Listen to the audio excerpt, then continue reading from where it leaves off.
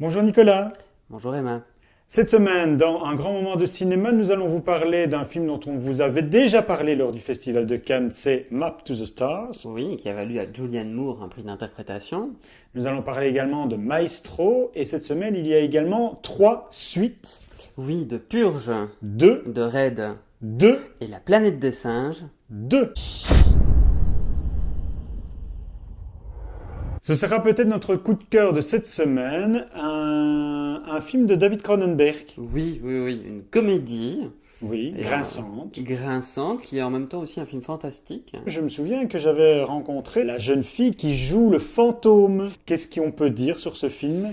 Bon, c'est une sorte de pastiche du monde hollywoodien, Mhm. de la starification, mais avec vraiment, c'est très grinçant, c'est très ironique. On a un casting qui est vraiment Époustouflant, époustouflant, oui. dont la performance de Julianne Moore. Mais pas que, il y a aussi Mia Wasikowska qui est vraiment Mhm. impressionnante, qui change à nouveau complètement de visage.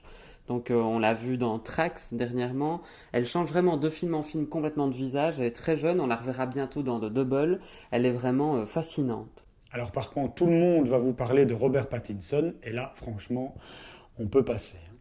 Oui et non, autant dans Cosmopolis on pouvait avoir l'impression que Cronenberg se moquait de lui. Ici à nouveau il y a ce jeu-là aussi, il joue absolument quelqu'un qui veut absolument réussir à Hollywood, la satire est vraiment succulente. Et puis David Cronenberg il aime bien lui faire des choses dans les voitures aussi. Eh bien Emma, tu t'es risqué à aller voir un film français?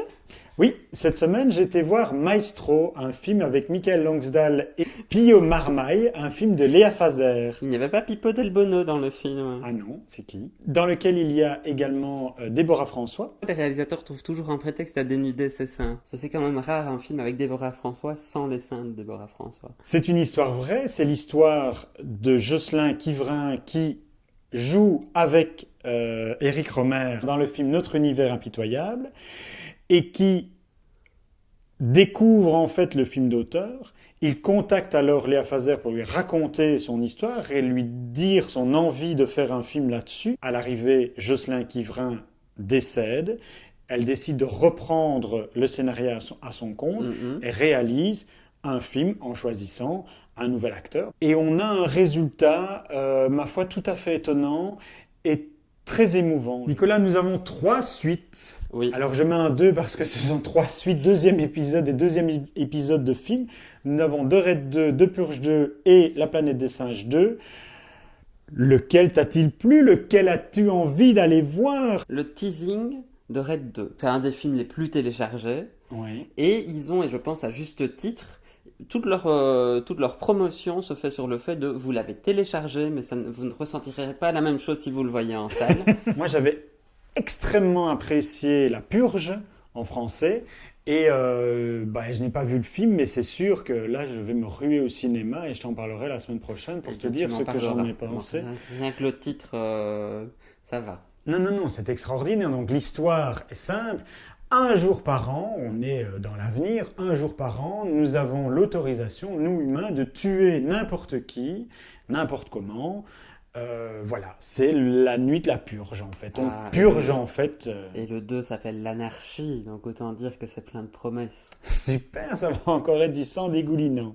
Alors par contre, tu as vu donc La planète des singes 2. Après Rise, le premier épisode, nous avons Down. Ben oui, naturellement, parce qu'effectivement, il y a eu une épidémie, le monde des humains n'existe pratiquement plus, le monde des singes, lui, va bien, mais ils vont Ah, le sous-titre, s'entendre. c'est l'affrontement, donc Oui, ils voilà. vont s'entendre avec les humains, et malheureusement, il y a encore des gens qui ne sont pas que amour. Et oui, parce qu'on est dans le manichéisme pur, donc on a les gentils, les méchants, il n'y a pas d'entre-deux, le méchant restera méchant, celui qui veut se venger, le gentil est foncièrement gentil, donc il est aveugle, Oui. les femmes, elles accouchent et puis elles sont reléguées à l'arrière-fond, hein, ça n'a aucun intérêt. On est juste dans un truc qui tient fort moyennement la route, hein, c'est très Mhm. très bancal au niveau du scénario. Le summum, ils communiquent entre eux par gestes, mais alors tout est sous-titré.